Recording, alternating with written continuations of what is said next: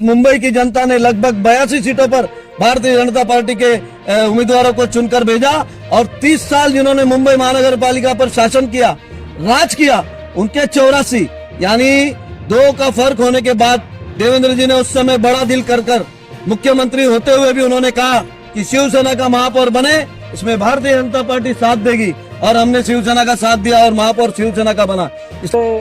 महत्वपूर्ण सवाल ये है जो इन दिनों जो है चर्चा में है और उसकी वजह भी यह है कि भारतीय जनता पार्टी का जो सम्मेलन हुआ, उस सम्मेलन में इस मुद्दे पर जो है भारतीय जनता पार्टी मुंबई के जो अध्यक्ष हैं अमित साटम जी, उन्होंने बयान दिया और वो बयान ये था कि चाहे कुछ भी हो जाए, इस बार मुंबई में जो महापौर बनेगा उसको खान जो है इस खान को बनने नहीं देंगे। तो इसका अलग जो है तरह से लोग बात कर रहे हैं, लेकिन ये सवाल उठता है कि क्या सीधे अमित साटम जी एक कम्युनिटी को निशाना बना रहे हैं। नवा न्यूज़ में आपका इस्तकबाल है। मैं हूं आपका मेज़बान। इस वक्त हम मौजूद है मुंबई की साउथ सेंट्रल कॉन्स्टिट्यूंसी में। इस वक्त हमारे साथ मौजूद है भारतीय जनता पार्टी के दिग्गज नेता पंकज सुराना जी। आपको बता दूं, पंकज सुराना जी काफ़ी सालों से भारतीय जनता पार्टी में एक्टिव है और वो कई पदों पर रह चुके हैं और इस वक्त मुंबई शहर में जिस तरह से महानगर पालिका के चुनाव की तैयारी चल रही है, इस सिलसिले में आज हमने उनसे मुलाकात करने का सोचा और आज हम उनसे मुलाकात करने आइए इस खास मुलाकात में हम आपकी मुलाकात कराते हैं पंकज सुराना जी से। पंकज जी, हमारे चैनल में आपका स्वागत है। बहुत बहुत धन्यवाद। पंकज जी, मुंबई महानगर पालिका के चुनाव का बिगुल बज चुका है, ऐसा लग रहा है, क्योंकि पिछले दिनों भारतीय जनता पार्टी की एक बहुत ही बड़ी सभा हुई थी। उस सभा में भारतीय जनता पार्टी के बड़े बड़े दिग्गज नेता शामिल हुए थे, मुंबई के सारे नेता कार्यकर्ता शामिल हुए थे। क्या बात हुई थी उस जो है मीटिंग में? देखिए, ऐसा है कि भारतीय जनता पार्टी कोई चुनाव के लिए बनी हुई पार्टी नहीं, नंबर 1। और जो सभा हुई थी वो हमारा रूटीन पार्ट है। वैसे हमारे पास मुंबई शहर में, जैसे आप पता जानकारी निकालोगे तो 36 विधानसभाएं हैं और 227 वार्ड है। इन 227 वार्डों में और 36 विधानसभाओं में और 6 लोकसभा क्षेत्र में भारतीय जनता पार्टी का संगठन चुनाव हो ना हो, जैसे आप बॉर्डर पे सैनिक कैसे तैनात रहता है, वैसे भारतीय जनता पार्टी का सैनिक, ये चुनाव हो ना हो, हमेशा जनता की सेवा करने के लिए बॉर्डर पर जैसे सैनिक तैनात है, वैसे ही समाज की सेवा करने के लिए भारतीय जनता पार्टी का कार्यकर्ता तैनात है। भारतीय जनता पार्टी, जैसा कि आपने बताया कि मुंबई शहर में 227 सीटें हैं और 227 सीट पर जो है ऐसा लग रहा है कि बहुत घमासान होने वाला है। और पिछले जो चुनाव हुए थे वो 2017 में हुए थे। उस वक्त 2017 में भारतीय जनता पार्टी के करीब 80 या उससे ज्यादा सीटें आई थी। इस वक्त भारतीय जनता पार्टी कितनी सीटों पर लड़ सकती है और आपको क्या अपेक्षा है कि कितनी सीटों पर उनकी जीत हो सकती है? देखिए, 2014 में महाराष्ट्र की जनता ने अपार प्यार, प्रेम, विश्वास दिखाकर इस देश के नरेंद्र मोदी जी के नेतृत्व में सरकार बनी और महाराष्ट्र में देवेंद्र जी के नेतृत्व में भारतीय जनता पार्टी पर विश्वास दिखाकर महाराष्ट्र में सबसे बड़ी पार्टी भारतीय जनता पार्टी बनी। और जैसे आप पूछ रहे हो 2017 में, वैसे आजादी के बाद से हम शिवसेना के साथ युति में लड़ते थे, मगर 2017 में कुछ सीटों पर हमारा तालमेल नहीं बैठने के कारण हमें आजाद होकर चुनाव लड़ना पड़ा। और मैं आपको बता दूं, भारतीय जनता पार्टी के कार्यकर्ता 15 ही दिनों की तैयारी में, जो शिवसेना लगातार 30 सालों तक मुंबई महानगर पालिका पे कब्जा करते हुए शासन कर रही थी, उस शिवसेना से हमारा सामना होने के बाद हमारा कार्यकर्ता 15 ही दिनों की तैयारी में इस मुंबई की जनता ने लगभग 82 सीटों पर भारतीय जनता पार्टी के उम्मीदवारों को चुनकर भेजा और 30 साल जिन्होंने मुंबई महानगर पालिका पर शासन किया, राज किया, उनके 84 यानी 2 का फर्क होने के बाद देवेंद्र जी ने उस समय बड़ा दिल कर मुख्यमंत्री होते हुए भी उन्होंने कहा कि शिवसेना का महापौर बने, इसमें भारतीय जनता पार्टी साथ देगी और हमने शिवसेना का साथ दिया और महापौर शिवसेना का बना। इसलिए भारतीय जनता पार्टी का कार्यकर्ता सदैव चुनाव के लिए तत्पर रहने वाला कार्यकर्ता है। और 2017 में 82 सीटें हमने 15 दिनों की तैयारी में चुनकर लाई। और मैं आपको बता रहा हूं, 2024 या 25 में जब कभी चुनाव लगेंगे, मैं आपको दावे के साथ कहता हूं कि जिस तरीके से महाराष्ट्र विधानसभा में सबसे बड़ी पार्टी भारतीय जनता पार्टी बनी, उसी तरह मुंबई महानगर पालिका के चुनाव में भी भारतीय जनता पार्टी सबसे बड़ी पार्टी बनेगी और आदरणीय देवेंद्र जी का जो सपना था कि मुंबई का महापौर भारतीय जनता पार्टी का बने, ये मुंबई की जनता आने वाले दिनों में 2025 में जो मुंबई के नागरिकों का सपना था वो पूरा करने जा रही है। और मुंबई का महापौर भारतीय जनता पार्टी के नेतृत्व में हमारे जो मित्र पक्ष है आदरणीय एकनाथ शिंदे जी की शिवसेना और अजीत दादा के नेतृत्व में राष्ट्रवादी कांग्रेस पार्टी हमारे साथ में रहेगी और मुंबई का महापौर भारतीय जनता पार्टी का बनने जा रहा है। पंकज जी, महापौर पे बात करेंगे बाद में, लेकिन अभी एक और चीज जो बहुत इंपॉर्टेंट, जिस तरह से 2017 के चुनाव हुए थे, उस चुनाव में शिवसेना और भारतीय जनता पार्टी दोनों ने मिलकर चुनाव लड़ा था। उस वक्त जो शिवसेना थी वो एक शिवसेना थी, लेकिन आज देखा जा रहा है कि वो एक शिवसेना में से दो शिवसेना है और एक शिवसेना का धड़ा जो है भारतीय जनता पार्टी के साथ है। तो क्या लगता है कि जनता जो है भारतीय जनता पार्टी के साथ जो शिवसेना उसके साथ जाएगी या शिवसेना यूबीटी के साथ जाएगी? आपको क्या लगता है और इसमें भारतीय जनता पार्टी को फायदा होगा या नुकसान, ये बताएं। देखिए, 2019 का विधानसभा के चुनाव की तरफ मैं आपको लेकर जाता हूँ। 2019 के विधानसभा चुनाव में महाराष्ट्र की जनता ने, हम और शिवसेना मिलकर विधानसभा चुनाव लड़े थे। महाराष्ट्र की जनता ने देवेंद्र जी को चेहरा देखकर मतदान किया और लगभग 165 सीटों पर भारतीय जनता पार्टी और शिवसेना, उद्धव ठाकरे जी की शिवसेना उस समय 2019 में हमारे साथ थी। यानी 165 सीटें महाराष्ट्र की जनता ने 2019 के विधानसभा चुनाव में देवेंद्र जी के चेहरे को देखकर, भारतीय जनता पार्टी के नेतृत्व को स्वीकार करके, आदरणीय मोदी जी के नेतृत्व को स्वीकार करके महाराष्ट्र में फिर एक बार देवेंद्र फडणवीस जी मुख्यमंत्री बने, इसके लिए मतदान किया। मगर चुनाव संपन्न होने के बाद जो जनता के मैंडेट से गद्दारी की शिवसेना और उनके नेताओं ने, राष्ट्रवादी और कांग्रेस के साथ हाथ मिलाकर उद्धव ठाकरे जी ने महाराष्ट्र में सरकार की स्थापना की। मगर स्वर्गीय बाला साहब ठाकरे जी जो सपना देखा करते, जो बाला साहब ठाकरे जी के जो विचार थे, एक विचार को त्याग कर एक अनोखे विचार के साथ जाकर उद्धव ठाकरे जी ने समझौता किया। तो एक बहुत बड़ा उठाव 2022 में एकनाथ शिंदे जी के नेतृत्व में वह शिवसेना के दो भाड़ हुए और एकनाथ शिंदे जी ने मोदी जी के नेतृत्व को मानकर, देवेंद्र जी के नेतृत्व को मानकर, देश के यशस्वी गृह मंत्री आदरणीय अमित शाह जी के नेतृत्व को मानकर भारतीय जनता पार्टी के साथ आकर सरकार बनाई। और जो 2.5 साल का पिछड़ापन उद्धव ठाकरे जी ने किया था 2019 से लेकर 2022 तक, उस पिछड़ेपन को कहीं ना कहीं एकनाथ शिंदे जी के नेतृत्व में हमने 2.5 साल में उसको दूर करने की कोशिश की। और मैं आपको दावे के साथ एक बात स्पष्ट कर दूं कि 2024 में जब विधानसभा के चुनाव हुए, हमारी लड़ाई उद्धव ठाकरे जी से थी विधानसभा की, और महाराष्ट्र की जनता ने दिखाया, एकनाथ शिंदे जी के समझौते को स्वीकार किया, अजीत दादा जी के समझौते को भारतीय जनता पार्टी के साथ स्वीकार किया और लगभग 288 में से 235 सीटों पर भारतीय जनता पार्टी और उनके मित्र पक्ष जीत कर आए। इसलिए महाराष्ट्र की जनता देवेंद्र जी के नेतृत्व को स्वीकार चुकी है, महाराष्ट्र की जनता आदरणीय एकनाथ शिंदे जी के नेतृत्व को स्वीकार चुकी है, महाराष्ट्र की जनता आदरणीय अजीत दादा जी के साथ, मतलब ये तीनों ही जनों के नेतृत्व को महाराष्ट्र की जनता स्वीकार कर चुकी है। और आप देख लीजिए जिस तरीके से महाराष्ट्र के मुख्यमंत्री हमारे नेता आदरणीय देवेंद्र जी एक गतिशील, आप कह सकते हो कि सुबह 4-4 बजे तक महाराष्ट्र की जनता की सेवा में तत्पर ऐसा मुख्यमंत्री हमको मिला है जो सुबह 4 बजे तक महाराष्ट्र की जनता के लिए काम करता है। और महाराष्ट्र की जनता भी देवेंद्र जी को एक विकास पुरुष के रूप में देख रही है। फिर अनेक प्रकल्प जो आजादी के बाद से अटके थे, भटके थे, लटके हुए थे, आप देख लीजिए कांग्रेस के राज में 2004 से 2014 तक 11 किलोमीटर का जाल ये लोग ने मेट्रो का बिछाया था 10 सालों में। मगर देवेंद्र जी ने 2014 से 2024 यानी बीच का 2.5 साल का गैप आप हटा दो तो लगभग 120 किलोमीटर का जाल ये मुंबई में आदरणीय देवेंद्र जी ने जो सपना देखा था उसको पूरा करने का काम। यानी आप एक तरफ देख लीजिए कि कांग्रेस के शासन में एक मुख्यमंत्री उद्घाटन करता था तो लगातार 5 मुख्यमंत्री संपन्न होने के बाद भी उसका नारियल नहीं टूटता था, मगर देवेंद्र जी नारियल भी तोड़ते हैं और उद्घाटन भी करते हैं। इसलिए महाराष्ट्र की जनता देवेंद्र जी को विकास पुरुष के रूप में देख रही है। और आने वाले मुंबई महानगर पालिका में, जैसे आप अभी पूछ रहे हो कि 2024 में तो महाराष्ट्र की जनता ने दिखा दिया कि विचारधारा से आप समझौता करोगे तो आपका क्या अंजाम होगा। इसलिए महाराष्ट्र की जनता देवेंद्र जी के साथ है। महाराष्ट्र की जनता और मुंबई की जनता देवेंद्र जी के नेतृत्व को स्वीकार कर चुकी। पंकज जी, एक सवाल काफी अहम यहाँ पर यह बनता है कि इस बार जो है देखा जाए तो पिछले जो है 2017 के बाद से जिस तरह से राजनीतिक समीकरण बन रहे हैं, जिस तरह की स्थिति पूरे मुंबई और पूरे महाराष्ट्र में बन रही है, अगर महाराष्ट्र नवनिर्माण सेना की हम यहाँ पे बात करेंगे, जो हम कभी जो है बीजेपी के समर्थन में या उनके सपोर्ट में बात की है, तो कभी कांग्रेस या उनके समर्थन में बात की है।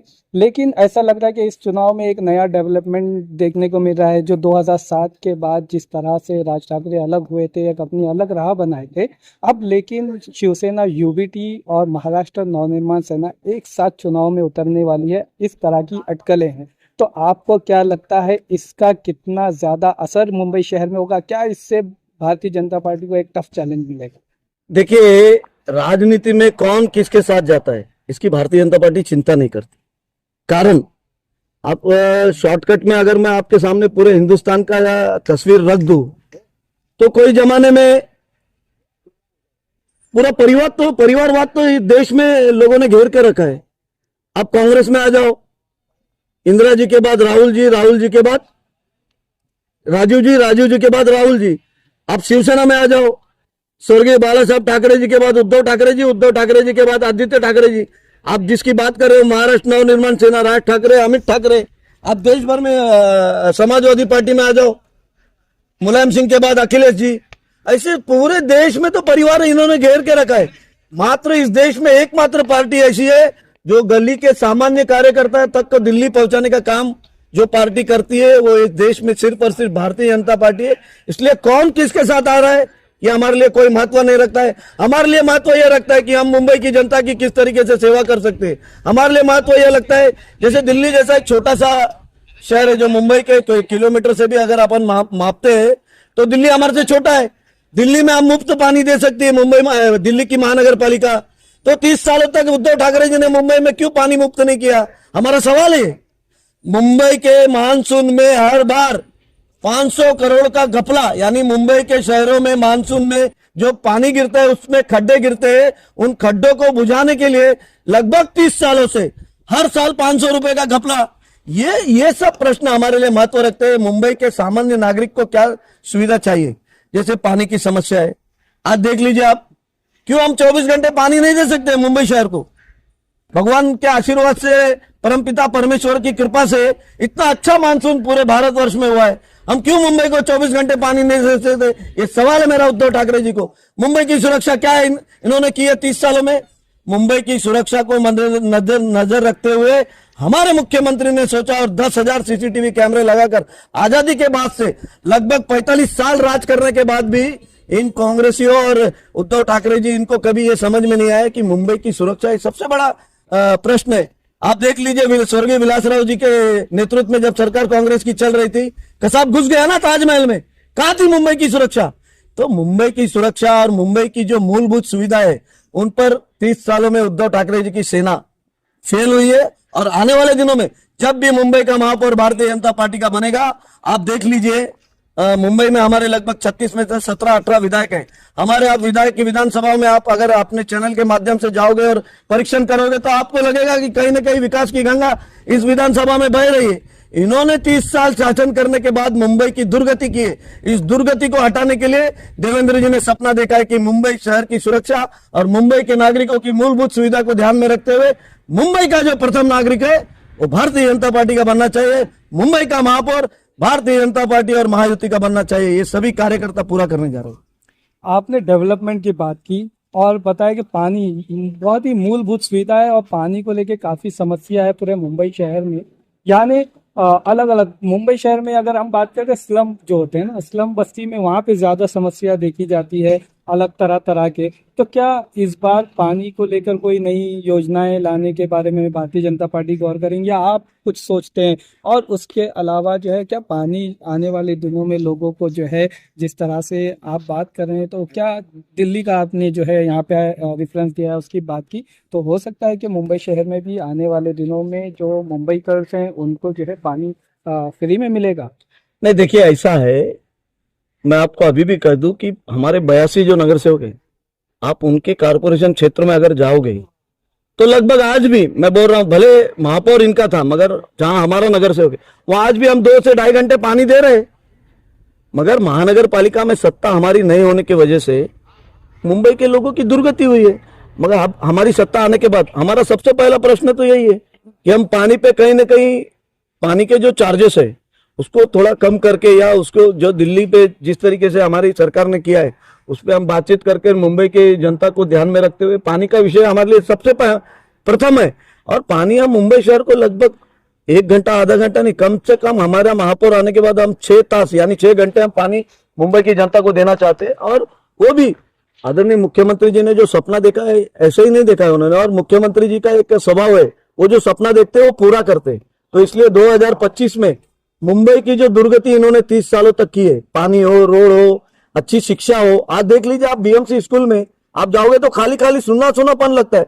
और एक चहल पहल होनी चाहिए, जहां नौजवान देश का भविष्य तैयार हो रहा है वहां पर सुना सुनापन क्यों है। तो इन सब मुद्दों को ध्यान में रखते हुए हम महानगर पालिका चुनाव में तो हम पूरी ताकत के साथ जाने वाले, मगर मुंबई की जनता की समस्याओं का समाधान करना ये हमारा प्रथम लक्ष्य है।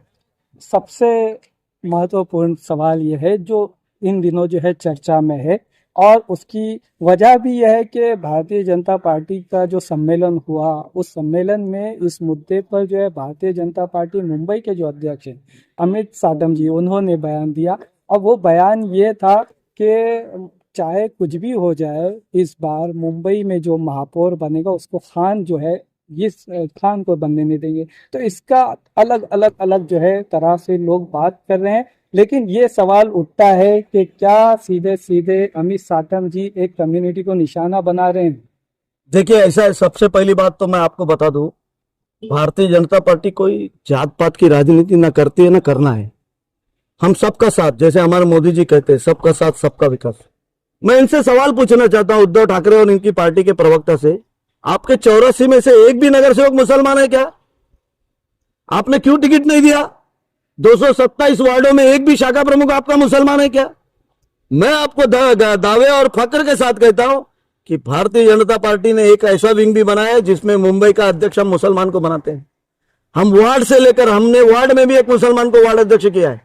हम कोई जात पात की राजनीति करके इस देश में हम इस देश का ना महाराष्ट्र का विकास कर सकते। हमको सबको गले लगाकर, फिर मुस्लिम हो, हिंदू हो, सिख हो, गुजराती हो, मारवाड़ी हो, दलित हो, पंजाबी हो, पारसी हो, हम सबका साथ, हमारे मोदी जी कहते हैं सबका साथ सबका विकास। ये जो जात पात की बात करते हैं, मेरा प्रश्न इनको है कि 84 में से एक भी नगर सेवक आपका मुसलमान नहीं, 227 वार्डों में एक भी शाखा प्रमुख आपका मुसलमान नहीं, लगभग मुंबई में इनके 12 विभाग प्रमुख है, क्यों एक भी मुसलमान नहीं है? हमको तो फक्र है कि जो कार्यकर्ता, मुस्लिम कार्यकर्ता हमारे साथ काम करता है, हमने हमारे पार्टी के संविधान में ये मर्यादा दी है कि उसको हम एक मुस्लिम माइनॉरिटी मोर्चा का हम मुंबई का अध्यक्ष भी बनाते, माइनॉरिटी मोर्चा का हम जिला का अध्यक्ष भी बनाते, माइनॉरिटी मोर्चा का हम विधानसभा का अध्यक्ष भी बनाते, और माइनॉरिटी मोर्चा का हम वार्ड का अध्यक्ष भी बनाते।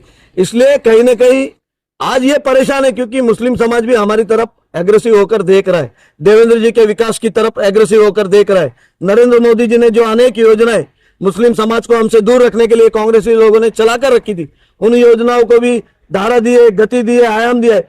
इसलिए मुस्लिम समाज का भी आजकल आकर्षण हमारी तरफ हुआ है, इसलिए इनको डर लगा है। और ये 2M की बात करते हैं, मराठी मुस्लिम। अरे मराठी, अभी BST के जो चुनाव हुए उसमें आप तो शून्य पर आ गए। भारतीय जनता पार्टी ने तो लड़ा भी नहीं था। हमारे विधायक, हमारे लोक नेता महाराष्ट्र के प्रसाद लाड जी के नेतृत्व में हमने 6 सीटें BST की भी चुनकर लाई, और राज ठाकरे और 7 सीटें हम चुनकर लाए, और राज ठाकरे जी और उद्धव ठाकरे जी मिलकर इनकी पार्टी ने चुनाव लड़ा और इनको 0 सीटें मिली। इसलिए मुंबई का मराठी भी हमारे साथ है, मुंबई का मुस्लिम समाज भी हमारे साथ है, मुंबई का मारवाड़ी समाज भी हमारे साथ है, मुंबई का गुजराती समाज भी हमारे साथ है, मुंबई का दलित समाज भी हमारे साथ है, मुंबई का उत्तर भारतीय से लेकर अनेक, जैसे आप कह सकते हो मुंबई को मिनी हिंदुस्तान, ये पूरा मिनी हिंदुस्तान भारतीय जनता पार्टी के साथ है। और आने वाले दिनों में देवेंद्र जी ने जो सपना देखा है, मैं बार बार कह रहा हूं, सपना इसलिए देखा है क्योंकि मुंबई की दुर्गति इन्होंने 30 सालों तक की है। इस दुर्गति को दूर करने के लिए भारतीय जनता पार्टी का नेता, भारतीय जनता पार्टी का कार्यकर्ता इस मुंबई के महापौर की गद्दी पर बैठने जा रहा है। पंकज जी, मराठी मुस्लिम की बात आपने की, मराठी मुस्लिम की, लेकिन यहाँ पे जो है एक जो है सवाल, जब से ये बयान आया ना उसके बाद से ये सवाल काफी उठ रहा है कि भारतीय जनता पार्टी की तरफ से कभी जो है मुंबई शहर में या मुंबई के अलावा भी महाराष्ट्र में जो है जिस तरह से जो मुस्लिम जो है जो लोग होते हैं, जो कार्यकर्ता या जो नेता होते हैं, उनको जो है इलेक्शन में, चुनाव में नहीं उतारा जाता या उनको मौका नहीं दिया जाता, या ये भी सवाल किया जाता है कि आज तक आपने कितने लोगों को मौका दिया है, इसको लेकर आप क्या कहें? देखिए, उत्तर प्रदेश की एक विधानसभा है, रामपुर लोकसभा क्षेत्र में एक विधानसभा है, वहां पर महापौर भारतीय जनता पार्टी का मुसलमान बैठा है। ये आजाद हिंदुस्तान की मैं आपको वाकया बता रहा हूँ। रामपुर लोकसभा क्षेत्र में एक विधानसभा है जहां पर अभी नगर पालिका के चुनाव हुए और लगभग 35 में से 27-28 सीटें भारतीय जनता पार्टी के पार्षद चुनकर आए और वहां का जो महापौर उधर चेयरमैन कहते हैं, नगर पालिका अध्यक्ष, ये मुस्लिम समाज का बना है। इसलिए जात पात ये भारतीय जनता पार्टी के लिए कोई मायने नहीं रखता है। जो हमारे साथ आया हम उसको गले लगाकर इस देश का विकास और महाराष्ट्र का विकास और मुंबई का विकास करना चाहते हैं। जात पात की राजनीति इनको मुबारक हो। ये वर्षों वर्ष यानी 50 साल 60 साल आजादी के बाद से लेकर आज तक ये जात पात की राजनीति करते आए हैं। देश की जनता ने 2014 में भी सबक सिखाया, 2019 में भी सबक सिखाया, 2024 में भी सबक सिखाने के बाद भी इनको अभी भी समझ में नहीं आया।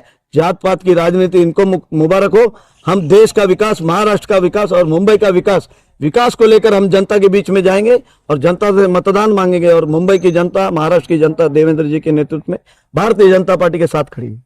पंकज जी, इसी सवाल से एक सवाल, वो आज जिस तरह का खान का स्टेटमेंट है जी, तो वो खान को लेकर आप क्या सोचते हो? वो खान कौन है?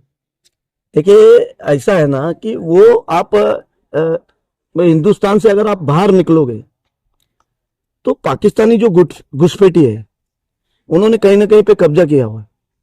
उस आधार पे दिया गया बयान है वो। और मुंबई का जो मुसलमान है वो सभी मुसलमान का हम सम्मान करते हैं और इस्लाम धर्म का भी हम सम्मान करते हैं। देखिए जैसे इस्लाम धर्म में अपने वतन से वफादारी करना ये पहला सूत्र है, तो वैसे मुसलमान का तो हम सर झुकाकर अभिनंदन और स्वागत करना चाहते हैं।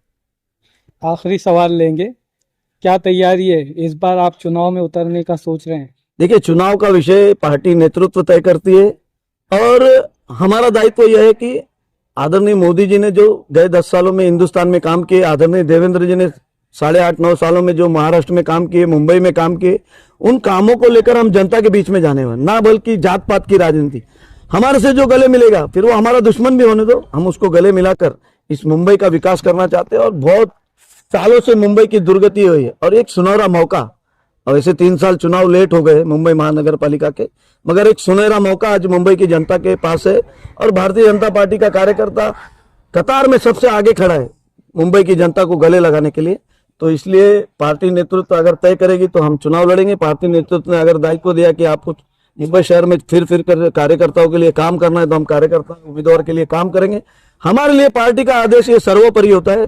पार्टी का आदेश सर्वोपरि होने के नाते हमारा लक्ष्य सिर्फ एक है कि मुंबई की दुर्गति को दूर करना है।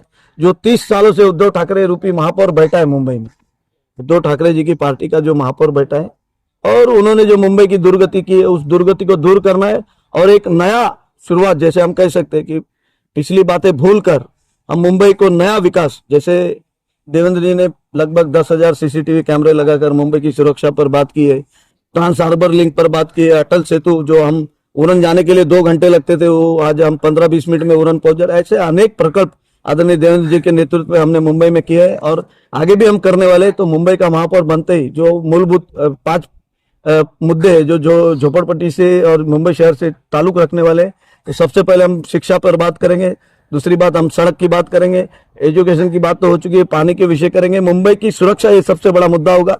और इन सब मुद्दों को ध्यान में रखते हैं मुंबई का महापौर भारतीय जनता पार्टी का बैठते ही, जैसे आप कह सकते हो कि देश में नरेंद्र मोदी जी, महाराष्ट्र में देवेंद्र जी और मुंबई में भारतीय जनता पार्टी का जो भी महापौर बनेगा तो ये कड़ी से कड़ी पूरी मिल जाएगी और मुंबई का विकास फिर कोई रोकने की ताकत नहीं कर सकता। काफी एक सवाल यहाँ पे मैंने एक बढ़ा रहा हूँ कि ये बताए कि 3 या 4 साल से जो है लेट हो गए हैं, चुनाव 4 साल बाद होंगे। देख रहे हैं कि चुनाव क्योंकि लेट हो रहा है तो लोगों के अंदर जैसे जो बहुत सारे जो है कैंडिडेट्स, ऐसा लग रहा है कि इस बार जो कैंडिडेट्स के जो परसेंटेज होंगे ना वो काफी ज्यादा होंगे।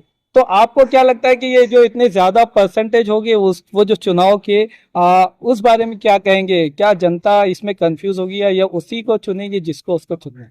देखिए ये तो सिर्फ हिंदुस्तान में ही ऐसा है कि मतदान कंपलसरी नहीं।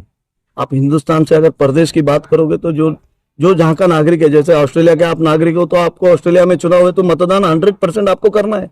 मगर हिंदुस्तान में ये आजादी और हमारे देश के महानायक आदरणीय नरेंद्र मोदी जी हमेशा कहा करते हैं कि पहले मतदान फिर जलपान, यानी आपको अधिक से अधिक मात्रा में, यानी 80% भी आप मतदान करोगे तो भी अच्छा है। इसलिए मतदान ये हमारा एक क्या बोलते हैं कर्तव्य है और मतदान हमें करना ही है। फिर भले ही आप किसको भी मतदान करो, मगर मतदान हमारा कर्तव्य है, इसलिए मतदान मुंबई की जनता इस बार बढ़ चढ़ कर करेगी और मुंबई का महापौर भारतीय जनता पार्टी का बनने जा रहा है। नाजरीन, आपने देखा यहाँ पर पंकज सुराना जी ने हमसे काफ़ी डिटेल में बातचीत की और हमारे हर सवाल का बहुत ही सफाई के साथ जवाब दिया। हम उम्मीद करते हैं कि आपको हमारा ये इंटरव्यू पसंद आया होगा। इस तरह के पॉलिटिकल इंटरव्यूज़ और दूसरी खबरों को देखने के लिए हमारे चैनल को लाइक शेयर और सब्सक्राइब करना ना भूलें। आपका बहुत बहुत शुक्रिया।